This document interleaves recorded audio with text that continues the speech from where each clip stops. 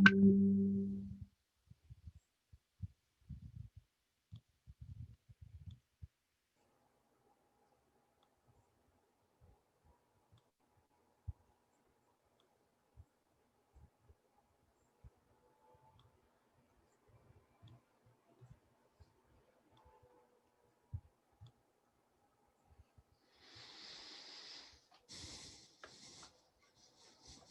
morning, everyone. Welcome to day 4 of the CMAS conference. We'll just wait a few more seconds for people to join and we'll get going shortly.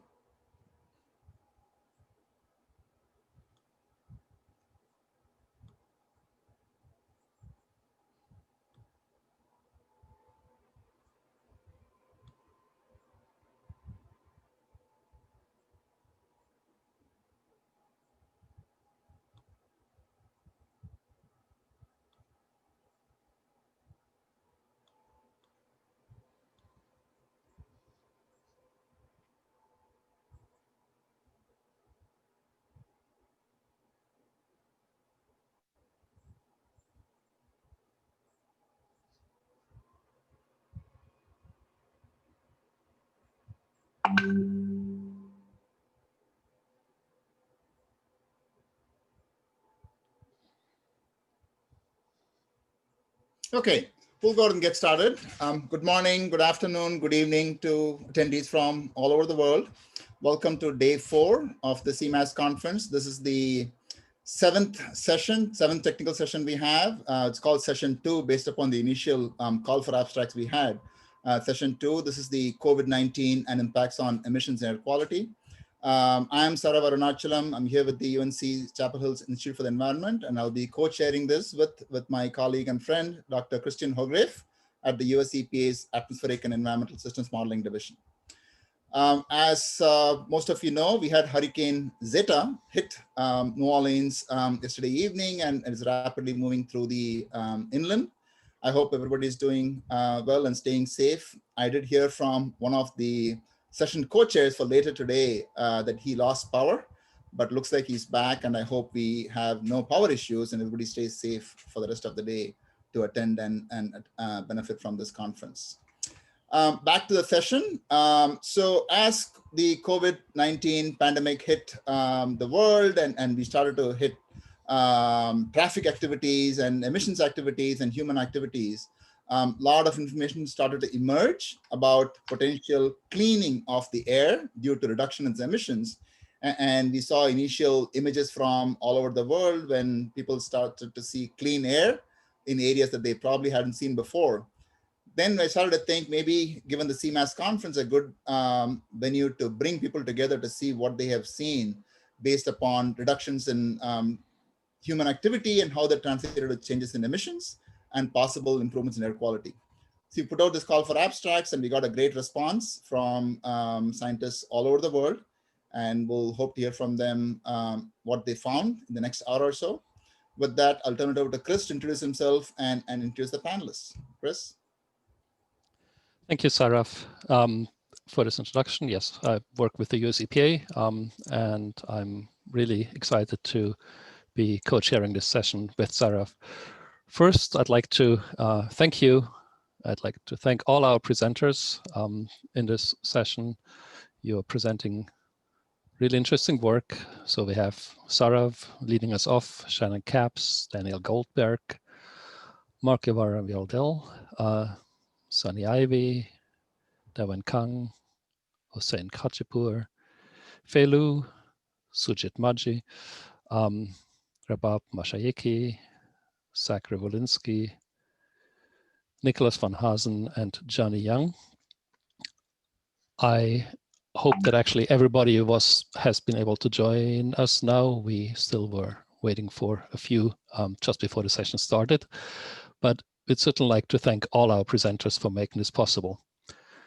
As you'll see, this community has responded to the challenge of understanding the impacts of this pandemic on air quality by creatively deploying its already vast array of observational modeling data sets and techniques, and by expanding this toolbox with new data sets and analysis approaches. So what Sarav and I thought we'd do before going into the individual presentations is to present a quick overview of what we took away after viewing all the presentations, a summary of key findings and the common threads that we think weave themselves through many of those presentations, and just will help us to, I think, connect the dots and just really appreciate how the community has responded to this challenge.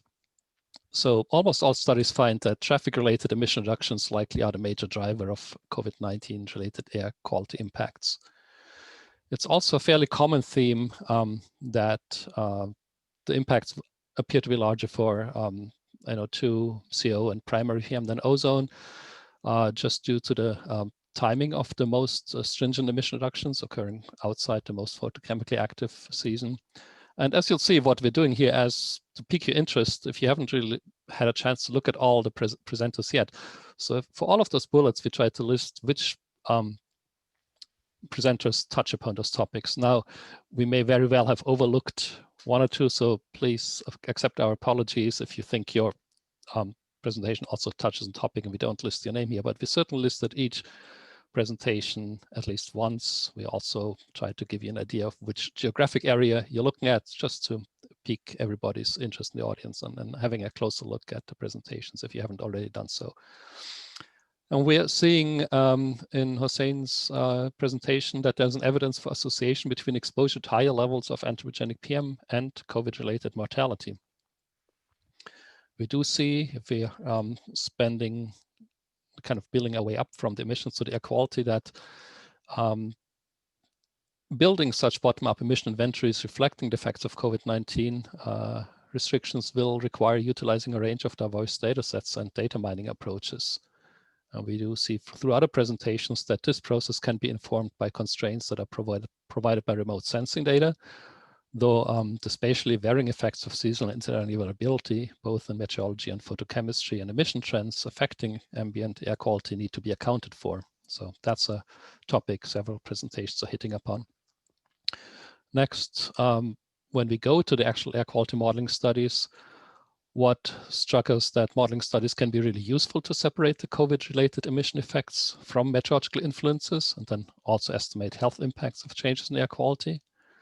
Now, this is kind of my personal background from a model evaluation perspective, that this pandemic is, from a science perspective, is an opportunity to critically evaluate the modeling, the air quality modeling system's ability to respond to emission changes, a topic we've often considered as dynamic evaluation.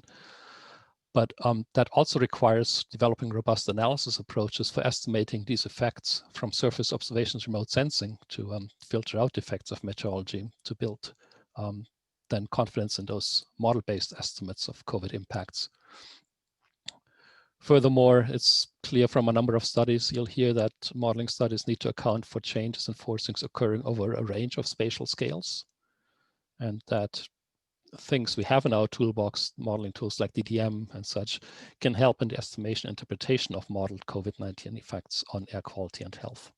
And then finally, one more slide that really wants to highlight the new data sets and tools that are being used by the community, as evident in the presentations you'll be hearing from, to refine model inputs and to help analyze and interpret model outputs. So you'll have data sets like streetlight, electricity sales, Apple and Google mobility data, INRIX traffic data, Caltrans traffic flow, Callan virus screen environmental justice scores, and machine learning to make sense of this all and to help us advance how we look as a community at this problem. And the second big theme, just to reiterate, the confounders for improved air quality during COVID-19 are inter-island meteorological variability, so it's important to quantify that. And a continuation of pre-COVID shifts towards lower emission sources of energy like natural gas and renewables. You heard some of that in yesterday's emission session, and it's certainly very relevant to this session also. So without further ado, and with all that being said, as we now move into the presentations, I invite you to appreciate them both individually for their contribution to advancing science, but then also appreciate them for how they help fill another piece of this puzzle that we collectively as a community aim to better understand the air quality and associated health impacts of this pandemic.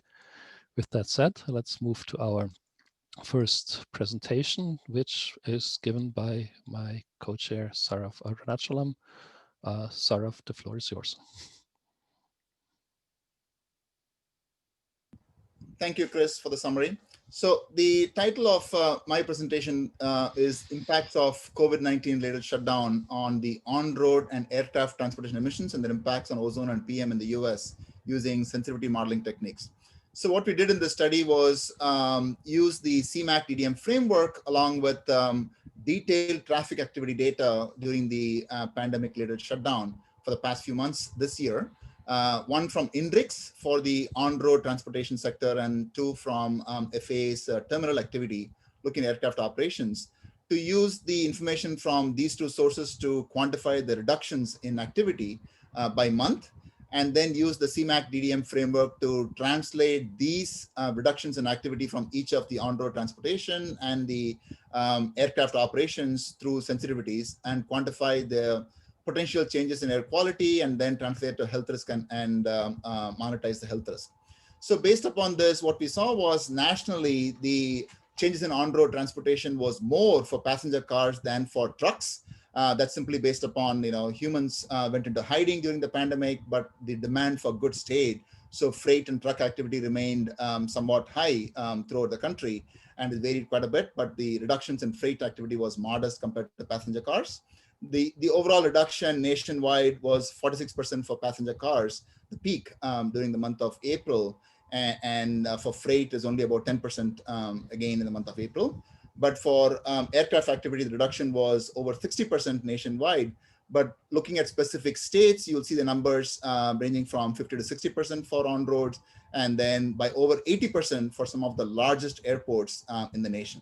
So translating these through the CMAS Ddm-based sensitivity modeling framework, we quantified the potential benefits in health risk from reductions in air pollution. And these were quantified to range from between $750 million to $1 billion to $1 billion from the on-road transportation for one state.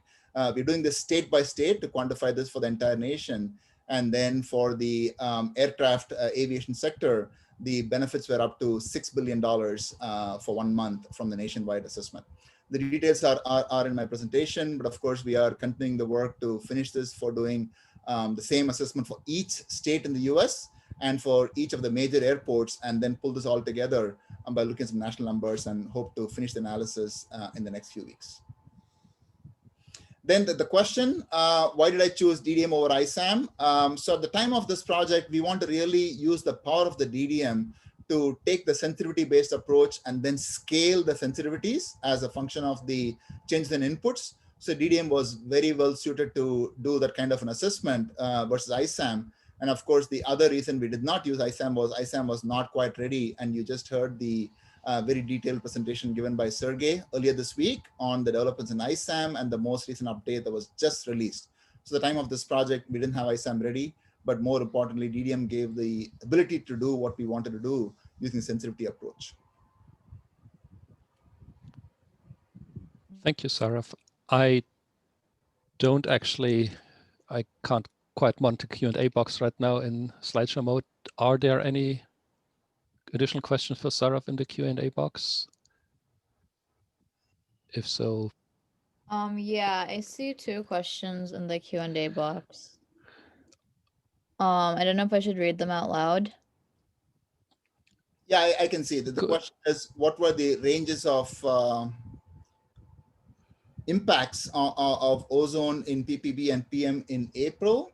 So the way the modeling was done, Dan, is we had a framework which did the modeling for each of January and July. Those are 2 months that we used to do the seasonal representation in the modeling. And then for the sake of this assessment, the assumption is if you were to take the January and July and then average to compute a pseudo annual average, and take that number and assume what would happen if you were to scale the reductions from each of April, May, and June from the traffic activity and see what happened. That's sort of the approach we took. In terms of the actual numbers, I don't have the numbers in front of me, but just looking at this from an air pollution perspective, let's see, I'm just pulling it up right now.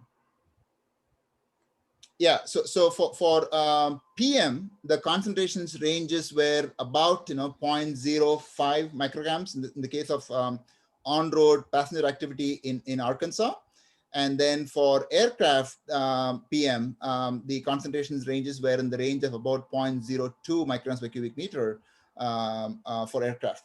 For ozone, the numbers were about 0.03 to 0.05 ppb in the month of April. That's what we saw.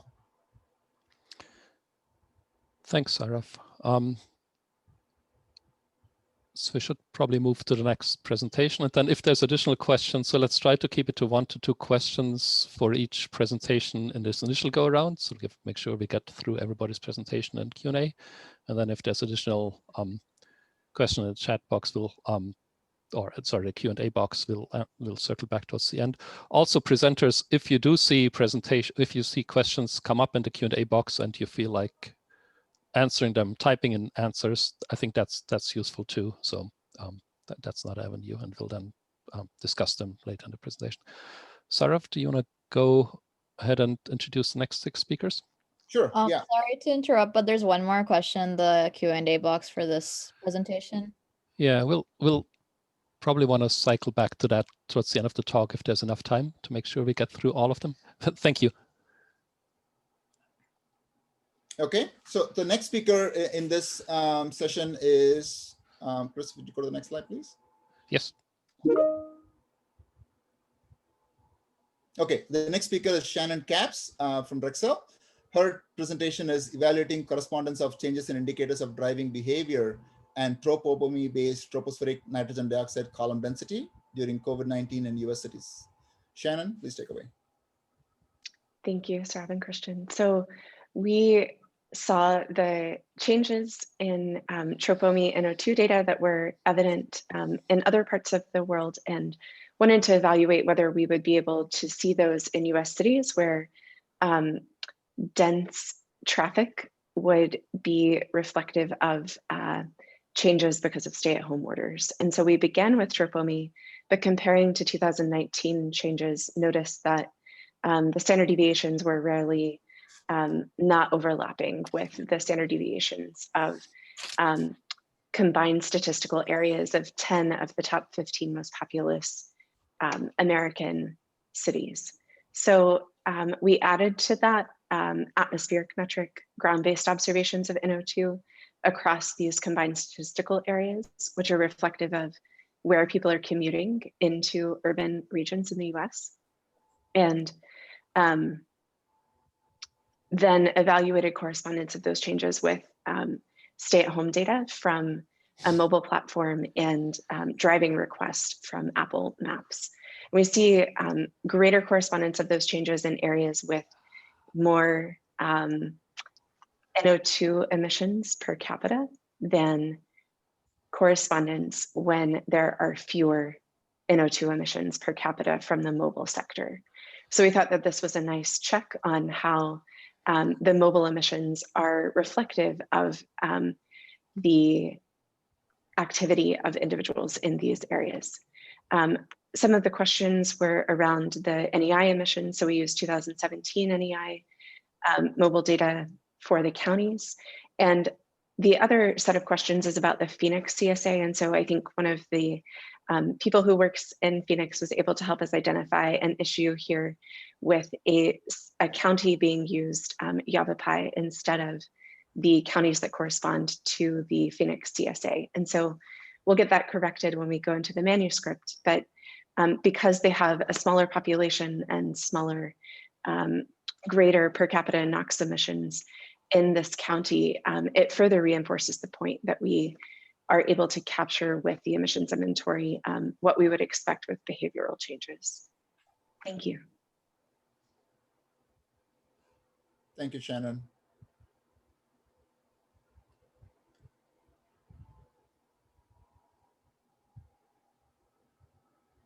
Chris, would you go to the next slide, please? Mm-hmm. Just when okay. There you go. So the next presenter in this panel is Daniel Goldberg from George Washington University, and his title is Disentangling the Impact of the COVID-19 Lockdowns on Urban NO2 from Natural Variability. Go ahead, Daniel. Thanks, Sarav. Yeah, so hi everyone. For my work, I use the observations from the same satellite instrument, troponomy, to better understand the effects of the COVID lockdowns on NO2. The novel part of my work in particular is the normalization of the tropomi observations to standard meteorological conditions. I find this similar, the best analogy is similar to STP conditions for an ideal gas. So for example, on a very windy day, I artificially multiply the satellite data by a value greater than 1. The exact value corresponds to analog conditions and is city specific. But using this strategy, I'm able to isolate NO2 changes due to NOx emissions changes between years in a quick, near real-time manner, and while also accounting for these meteorological differences between years. So for my particular study, I investigated several North American cities, and of these cities, the largest drops were in San Jose, California, Los Angeles, and Toronto, where the drops in spring 2020 were around 40%. The smallest drops were in Dallas, Miami, and Minneapolis, which were only around 10%. But perhaps most importantly, we found that meteorological conditions in the eastern US in spring 2020 were favorable for low NO2, irrespective of activity changes. And that's critical to account for when trying to attribute NO2 changes to NOx emission changes.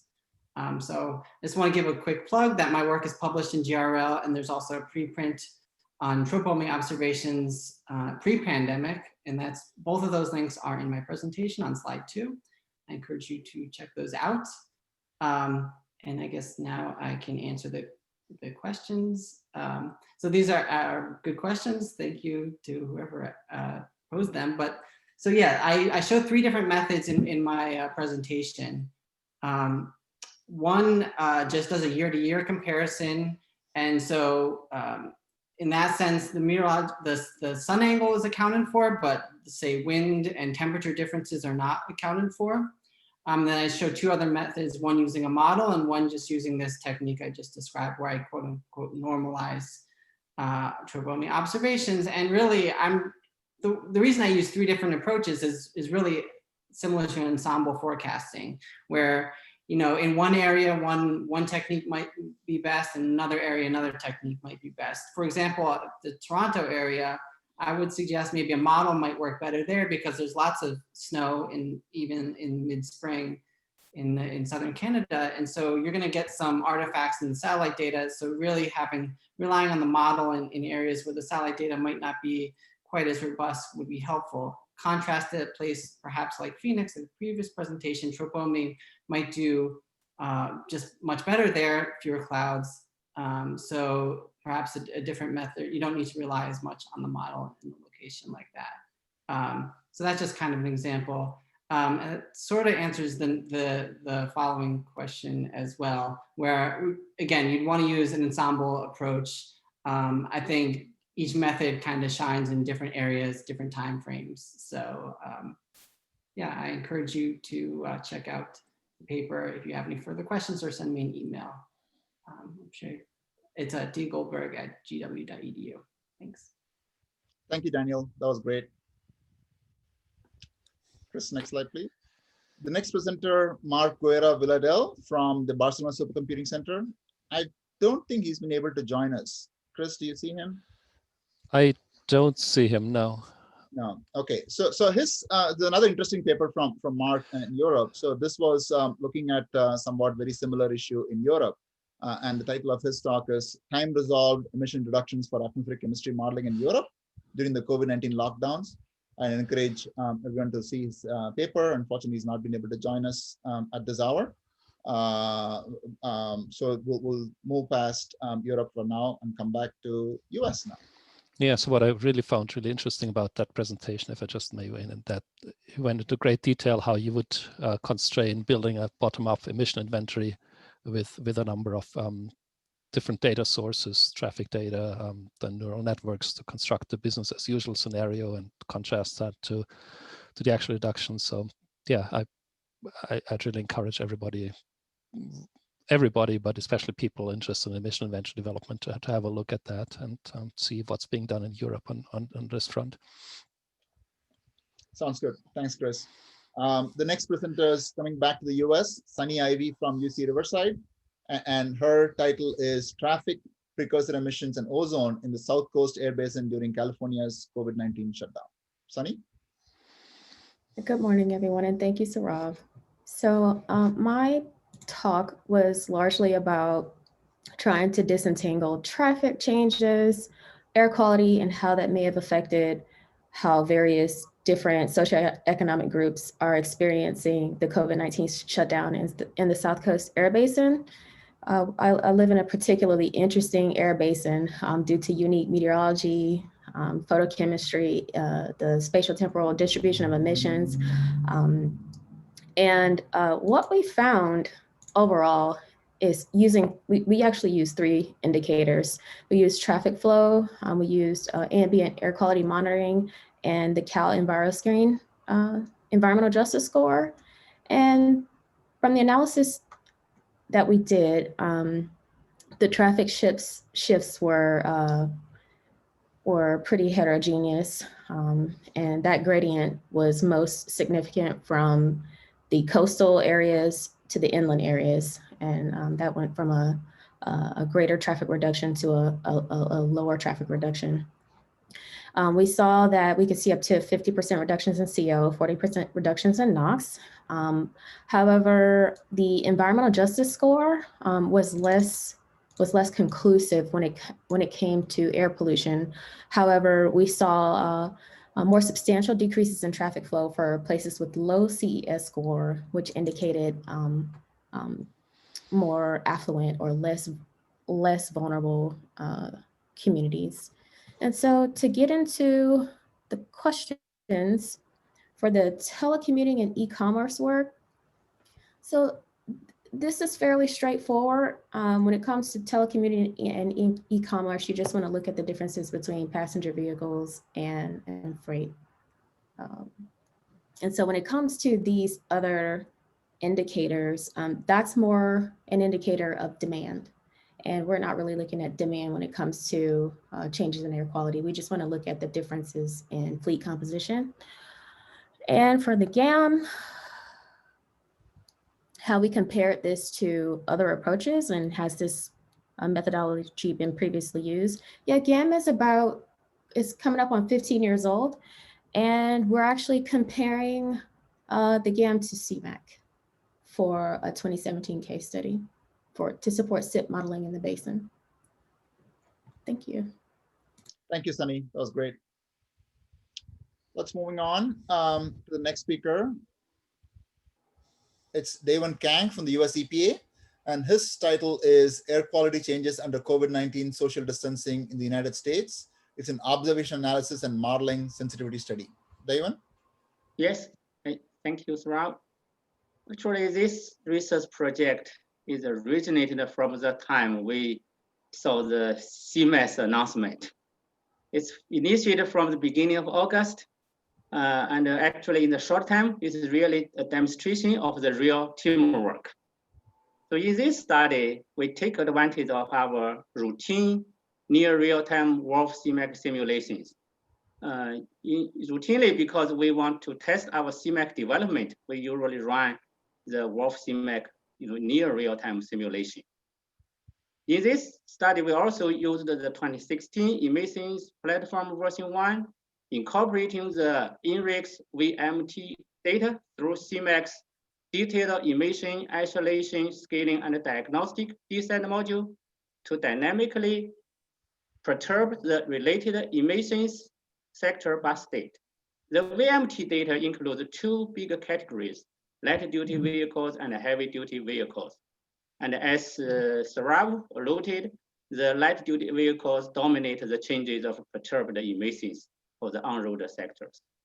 We also examined both the surface and the aloft measurement changes from prior years and assessed the changes from the model simulations. So as expected, since only partial forcing was included in these perturbations, the simulated changes were relatively smaller compared to the observed changes from prior years.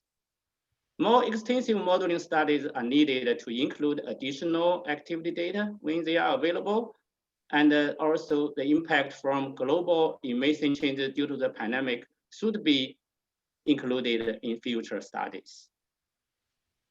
Now come to the questions. Question number 1, the INRIX data showed a 46 reduction in VMT in April from passenger vehicles and 10% from trucks.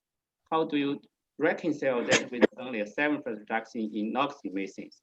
The 7% reduction in NOx emissions is the total change from the total NOx emissions, including the anthropogenic soil NOx. Is all the NOx emissions in the CMAS. So that's not just only from on-road. Question number 2, given that models like CMAS have been shown to respond better to change than in predicting absolute concentrations from modeling perspective. Okay, so that question is kind of high level question.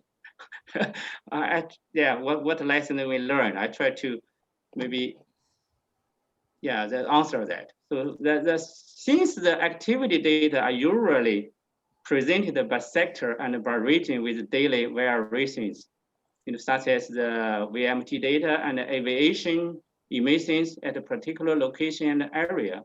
So to effectively test the model's response to any or group of its sector perturbations, the emissions tool, such as the one we use, the DSAT module in CMAS, is very useful and effective to dynamically adjust the emission perturbations online.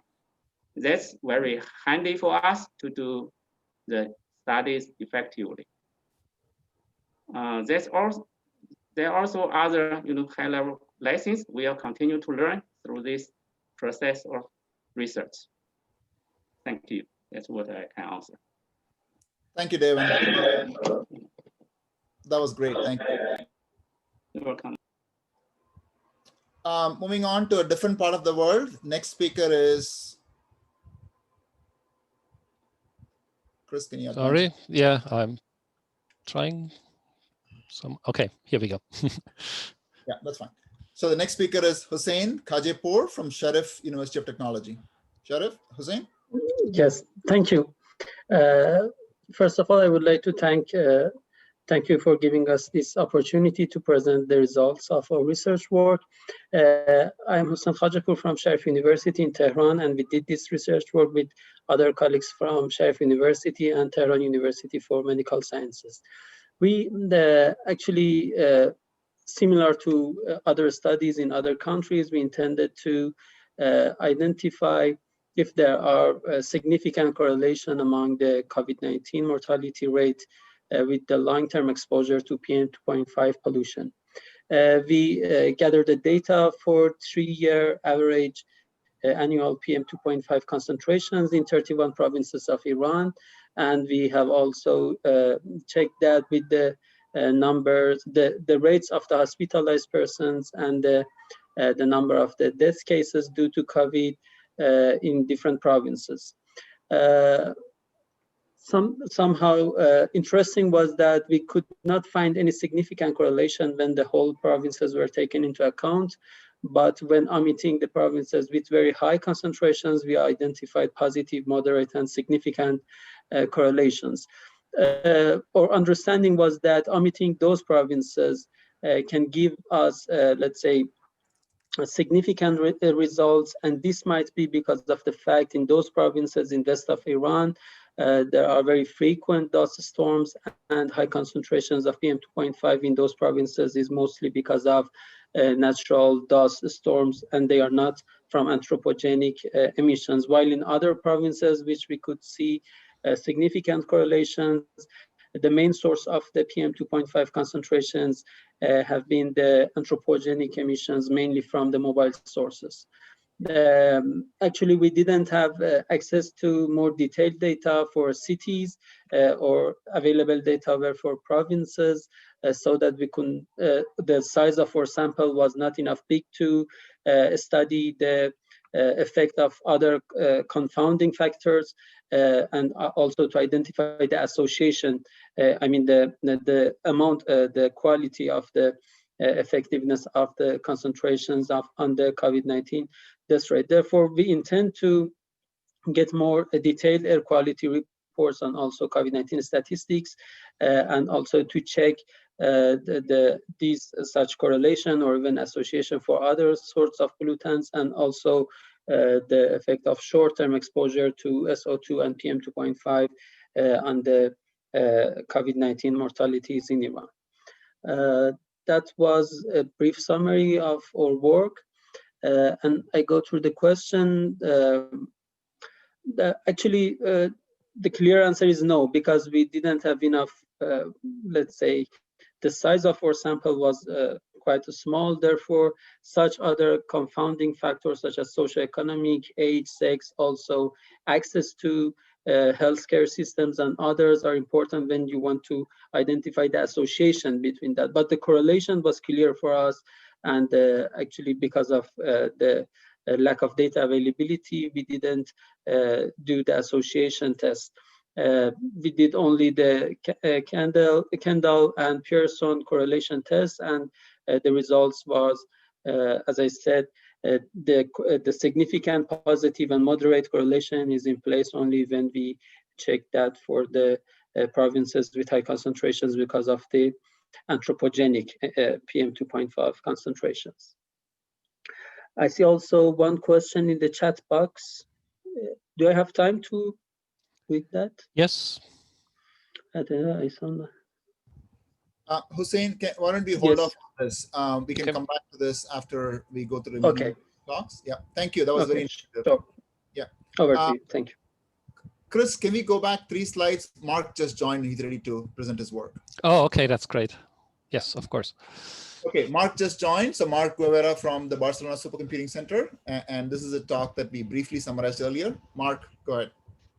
Yes, sorry again. I had the last minute issues with my internet connection. Sorry for that. So yes, I'm Mark Guevara. I work at the Earth Science Department of the Barcelona Supercomputing Center. And the work I'm presenting in the CMAS conference, it's a data set of European regional emission reduction factors that are associated to the COVID-19 lockdown. And this is the work that we are doing in the framework of the Copernicus Atmosphere Monitoring Service. The idea is that these emission reduction factors can be used for both emission and air quality modeling. So it's basically an open source data set of daily sector and country dependent emission reduction factors for Europe. We are covering a total of 6 different emission sectors, including road transport, energy industry, manufacturing industry, residential and commercial combustion, aviation, and shipping. And right now, the extension of the data set goes from the end of February until the 31st of July. And so basically, this data set, we have developed it using a data-driven approach. So basically, we compile different sources of information, basically measured activity data and meteorological data that can be associated to changes in the emissions from these different sectors. And so we combine this with the CAMS emission inventory. So at the end, what we conclude is that we've seen that the impact of the COVID-19 restrictions in Europe, it's very heterogeneous depending on the pollutant that you are looking into. So for instance, if you look into NOx emissions at the European Union 28 level, we see that the reductions of these emissions were, maximum reductions were around 36%. While in the case of PM2.5, the reductions were really low, around 8%. And why is that? It's because mainly the traffic sector is the main driven of the emission drops. And of course, the contribution of road transport to NOx emissions is quite large, whereas in the case of PM2.5, this contribution is very low. Residential wood combustion emissions are the main contributor to total PM2.5 emissions. And actually, these emissions presented a slight increase because people were spending more time at their houses. Of course, we also see a lot of different levels of emission drops depending on the country. The largest ones were happening in countries like Italy, Spain, or France, where the most restrictive lockdown measures were implemented. In those countries, we could see that the largest drop of NOx emissions in certain weeks was around 50%, and so on. And what we saw also is that coinciding with the easing of the lockdown restrictions, we've seen a constant recovery of the activity in the different pollutant sectors. And right now, by the end, well, not right now, but so by the end of July, we saw that the emissions were reaching almost pre-lockdown levels again. We expect to have a lot of new drops in emission during the next weeks because, as you probably all know, there have been new lockdown measures that started to be applied, for instance, in France since this next Friday, but also probably in Spain during the next weeks, more restrictive measures will be applied. And so that's summary of the work that I presented. I guess now I should move to the questions, right? Yes, maybe the first question, like to leave enough time for others. Okay. So yeah, so at the global level, the CAMS efforts have been mainly focusing on the use of the TROPOMI satellite data, combined with either modeling techniques through data simulation, but also machine learning techniques. So they have been working on estimating whether normalized satellite NO2 column changes. And these techniques have been used, for instance, to quantify changes on PM2.5 level in China and also NO2 levels across Europe. They want to extend this analysis also at the global scale, but for sure, CAMS certainly wants to also build on the global emissions as well as to do scenarios in the near future. Thanks. Maybe we can circle back to the other ones later. We are running a little bit sure. Late. I think we have 6 more presenters to go through, and I'd like to make sure everybody gets 2 to 3 minutes to go through their talk and answer question. Thank you, Mark. Sarav, do you want me to go with the next? Yeah, go ahead, please. Yeah. Okay. So our next,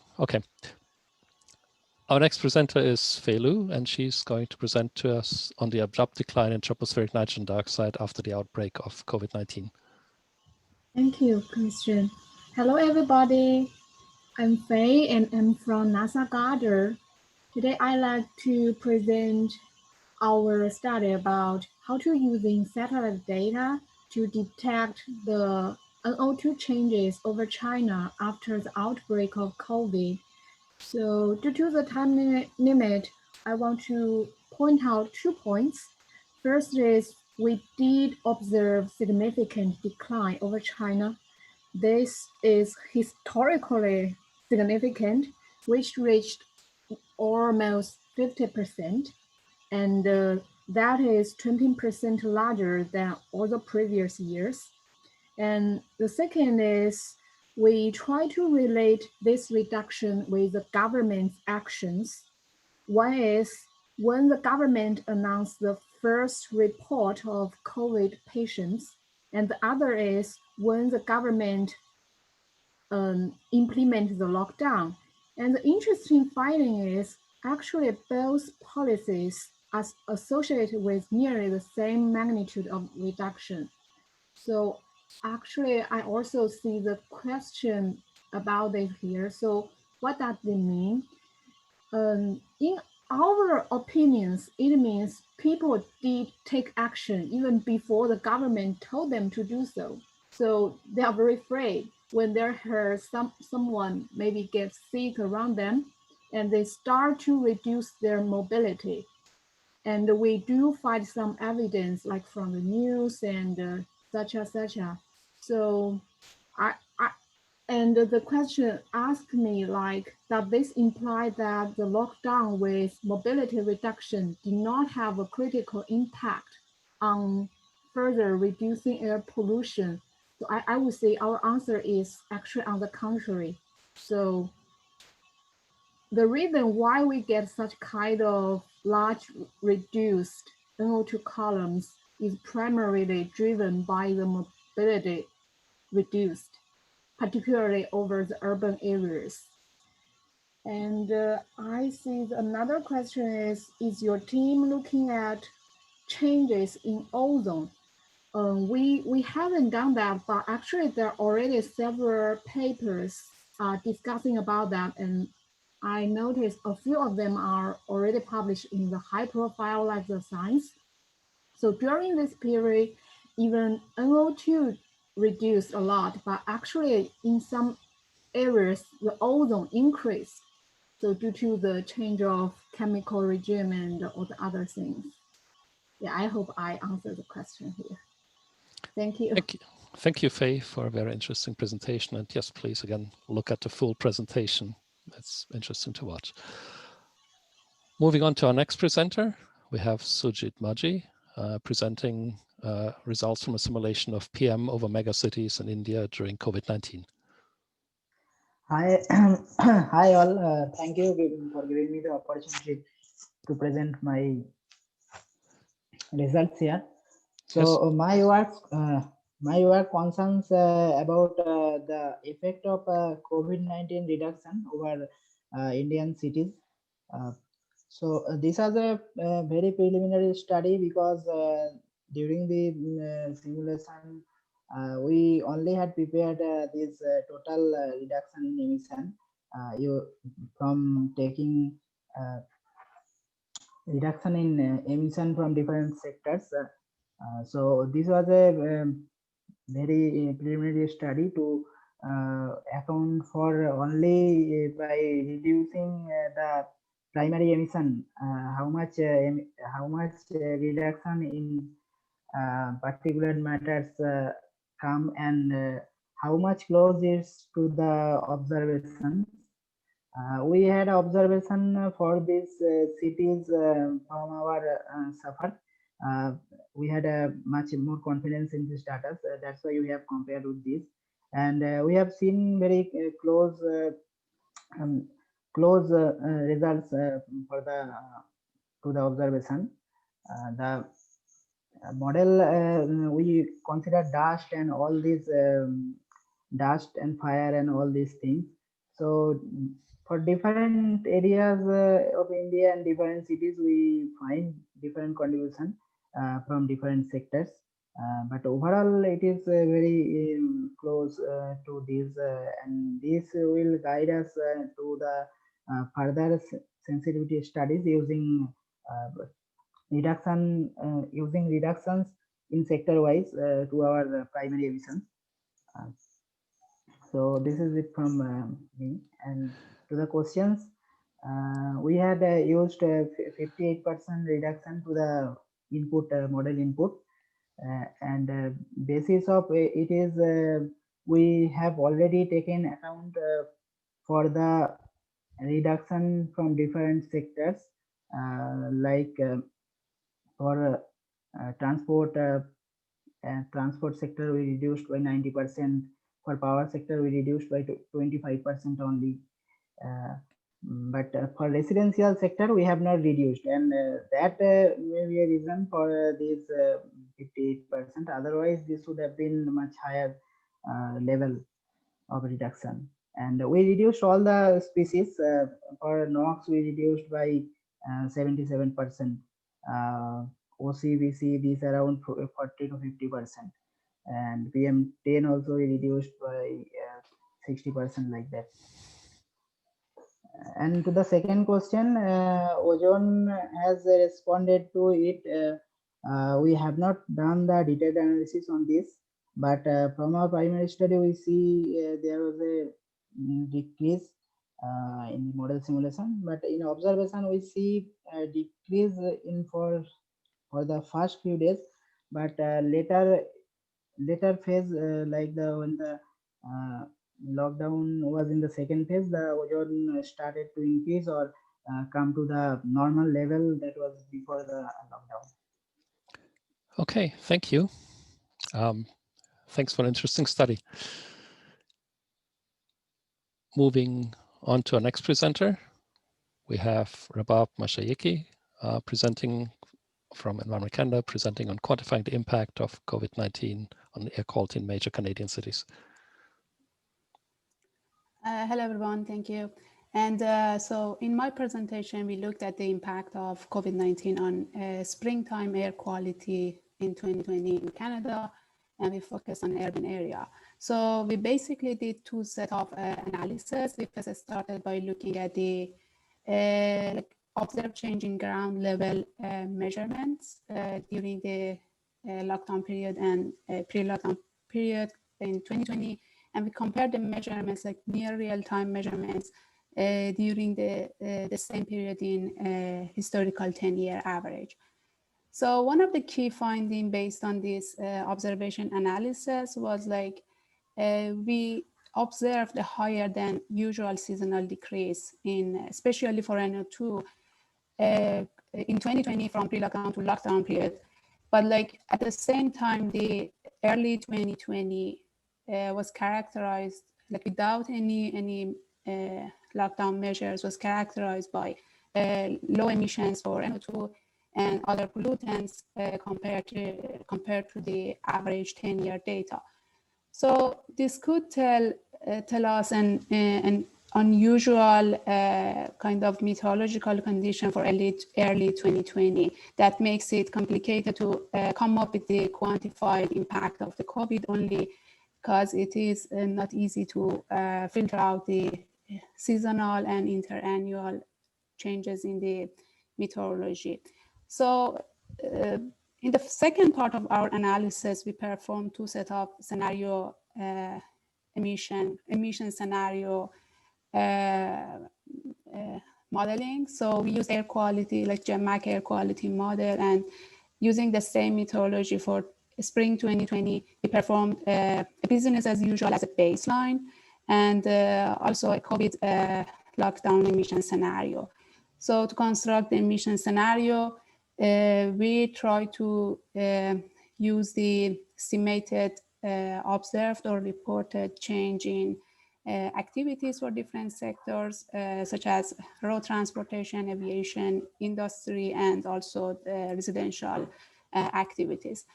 So by comparing two scenarios, NO2 decreased by 31 to 34% on average in 4 cities in Canada.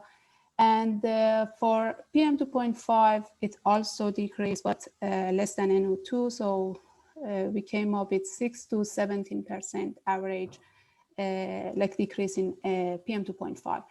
For ozone, it decreased, an increase of 2% to 5% was predicted with a maximum impact on city centers and also a slight decrease in suburb region. So our we actually evaluated our model prediction for two scenarios against the available measurements, surface measurements, and also satellite observations. So the COVID scenario agreed better with the measurements compared to those for the BAU, but still we should consider that these results are kind of preliminary and are subject to uncertainties. So development a more representative, realistic emission scenario, going to a higher resolution kind of simulation could be a potential improvement to this work. So I think I can now go to the question. For and the first maybe question, again with the last one, maybe go with the first one and then we'll, yes, please. So only the first one? Sure. Yes, please. So yeah, the Apple company provided this data set as an estimate of actually daily activity. So it gives a relative volume of direction requested by users compared to a baseline volume on like 13 January 2020. So the answer is no, it does not give an actual number of cars in the road, but rather a change in the volume of the directions. Thank you. And then maybe the second part of the question you could do in the Q&A box if you feel, and Sure. people can monitor that. We have just under 10 minutes left maybe, and we'd like to go through 3 more presentations. Thank you, Rabab, for a nice presentation and a nice summary of your work. You're welcome. Thank you. Moving on to Zach Rowolinsky, and he's presenting on the impacts of COVID-19 pandemic on activity and emissions. Zach? Hello, and thank you for the introduction, Chris. What my team and I kind of set out to find with our work was how the COVID-19 pandemic impacted vehicle activity, electricity demand, and power plant emissions. And our main findings, what we found, were that the month of April saw the largest changes in vehicle miles traveled and electricity demand. But after April, vehicle miles traveled and energy demand began to rebound back to their normal values through June. Also, these changes in vehicle activity, electricity demand, as well as power plant emissions varied by state, but we found that states with large changes in one of these categories were likely to have large changes across all of the categories. And likewise with states with small changes in one of these categories, they were likely to have small changes across all of them. We also found that although power plant emissions were much lower throughout the year of 2020.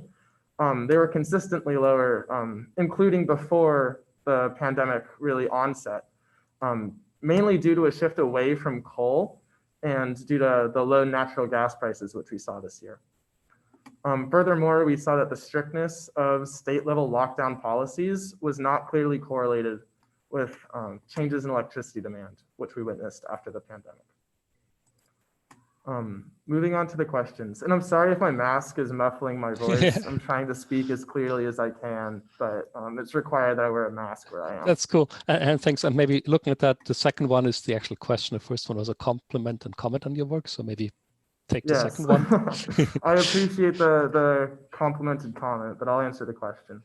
For those of you, of course, you're probably not looking at my slides right now on the side of the Zoom call. So slide 6 features an image, which is a plot of traffic volume for various states across data sources. And in this plot, the peak, which is, actually I'll start with the baseline, which we're getting compared to. Our baseline for percent change was the average traffic volume of the same days of the week in February. And if this is confusing, it's sort of like if we're trying to find the percent change for a Tuesday in April, for example, we're going to go through February and we're going to find the average traffic volume of all of the Tuesdays in February before the pandemic was onset and find the percent change from there. And we're doing this because we don't have access to historical data from all of the sources, which are featured in this data visualization. So we figured that kind of taking this average from February would be the best way to get an accurate pre-COVID baseline. And then the peak that is being referred to in the graph corresponds to kind of early to mid-March. And we believe that's because generally as we go from winter into spring, we see an increase in vehicle activity corresponding with the warmer weather. And we also feel like part of the increase, which happened kind of right before the cusp of the onset of the pandemic, may be due to people, for example, traveling home from college after they got sent home, or other things before they really kind of settled down and hunkered down for the lockdowns. Interesting. Yeah, thank you. Really interesting work. Thanks for answering those questions. And we look forward to seeing the next steps and where this work goes. Our next presenter is Nicolas Von Haasen, who's presenting to us on the effects of COVID-19 on transportation air quality in North Central Texas. Hello, thank you for the introduction. So essentially what we wanted to look at was how transportation was affected and air quality also when COVID-19 hit the entire region. So as you saw within the slides and as everyone else has also presented, there were associated decreases in freeway volumes, congestion, and then also in both transit and airport passenger ridership. These all heavily affected the actual NOx reductions. However, ozone itself was not heavily impacted in our area, which we did not expect since we are a NOx limited region. We expected to see much more readily available benefits from this, and it's something that we are looking into. I'm sorry, I'm conducing it down a lot because I realized we only have 1 minute left. Thanks. So please feel free to anybody to send me any additional questions. In the interest of time, would you like me to answer these questions in the chat box or here? Because maybe if you pick one of the two, if you'd like, and I do ask that everybody stay a couple of extra minutes to, of course, give our last presenter a chance to present her work too, and I think we all can do that. But yeah, if you can pick maybe one of the questions you'd feel answering here, and then maybe take the rest in the chat box, that would be great, Nicolas. Certainly. I'm just trying to be respectful of everyone's time. Thank you. So for the first question on slide 18, so 2016 was actually an overall good year for ozone, just standalone. It was a wet year, and by the end of the ozone season, only one monitor had actually reached 76 parts per billion, which is 1 part per billion above our 2008 standard by the EPA, which is 75 parts per billion. So overall, that's a very good year for our region. And the number of exceedances were lower from 2017 till now, but the exceedances that occurred were all clumped together in the early part of the ozone season. So in the end of June slash the, pardon me, the end of June slash the first week of July, we had already gotten up to that 80 parts per billion, and that design value is actually maintained. So since it's only dealing with the 3-year average of the 4th highest daily maximum, the 3-year design value is conserved to only being the maximum values. Therefore, it's not transient and won't fluctuate down whenever to be indicative of the next week that's being shown. So that's why it maintained as being the 88, not 88, the 80 parts per billion across the rest of the line. And what was mainly driving this factor is that because it's a 3-year average, the year prior to it in 2015 and in 2014, 2015 had a 3-year design value of 88 on its own. 88 parts per billion on its own, which is going to heavily skew that number. I'll have to leave it at that. I can put in a chat box answer for this one and the other question to more thoroughly answer it. Thank you, everyone. That's great. I appreciate that. Thank you, Nicolas. Thanks for answering the question in the chat box then. Okay, our last presenter, and thanks everybody for sticking around for a few extra minutes. It's certainly another interesting presentation to hear from. I'd like to introduce Johnny Young, and she's going to talk to us on the improvement of air quality due to traffic halting in LA during the COVID-19 outbreak. Chris, I don't think Johnny has joined yet. Oh, okay. That is surprising. Yeah. Given our previous interaction, but okay. Exactly, that is surprising. But that was another very interesting study to look at these issues in Los Angeles. I encourage the attendees to look at her presentation and listen to her talk. It's available on the CMAS website. But since she's not around, I think we can probably circle back and see if the panelists want to take on any of the remaining questions. We can take a couple of more minutes, Chris. Yes, certainly. I think I do see 2 in the chat box also. So do we want to try to answer those first? Sure. Let me slide over here. So there's one from Liz Adams. Were any emission factors increased due to the suspension of environmental restrictions on industry during the pandemic? That might have been in response to Mark's presentation. So not sure who the question was for, but at least anecdotally, I can tell that I did see evidence of removal of environmental restrictions on industry, but I don't think any of the presentations today explicitly quantified that. Right. And then if any of the presenters have comments on that, please add to what I just said. No, I in terms of suspension of environmental restrictions, we didn't see something like that in Europe, but we certainly saw that the way the restrictions impacted different industrial branches is very different. So petroleum refining, for instance, the decrease on activity was very low because they were considered essential activities. But then after some months, because the demand has dropped a lot, they have not been able to recover levels of business as usual. Whereas in other types of industries, the drop was very large, but then the recovery has been faster compared to this type of industries. Thank you. Now we have one question by Dan Cohen for Dan Goldberg. As a follow-up to your initial response, were there any regions that you found to be especially influenced by the changing wind conditions? Yeah, so I discussed this in the paper a little bit. I don't think I actually include this slide in the presentation, but yeah, Miami, Florida was one location, and Washington, D.C. I think I highlight that a little bit in the presentation. Those 2 locations in particular had very favorable conditions for low NO2 this year.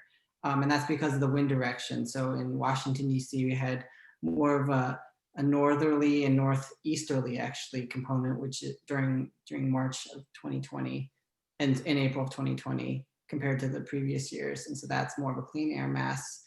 And in Florida, it was more of a southerly flow, but that's also more of a cleaner air mass. So yeah, those, but I discussed a little bit more in the paper and in the presentation. Thank you. I don't see any more questions in the Q&A. So with that, Sarav, do you want to wrap it up? And sure. Yeah. Thank everyone again. Yeah, thank you, Chris, and thank you to all the presenters for a great set of papers. I think we all collectively learned a lot and a lot of interesting nuances in understanding the environmental impacts of COVID-related shutdown and how this may have perhaps improved air quality. We saw a mixed set of messages, but we were still able to find some common findings from the various papers as we summarized in the early part of this panel. Thank you for all the presenters for the great work, and I encourage all the attendees to follow up with the presenters as may be necessary and see their presentations on the CMAS conference website.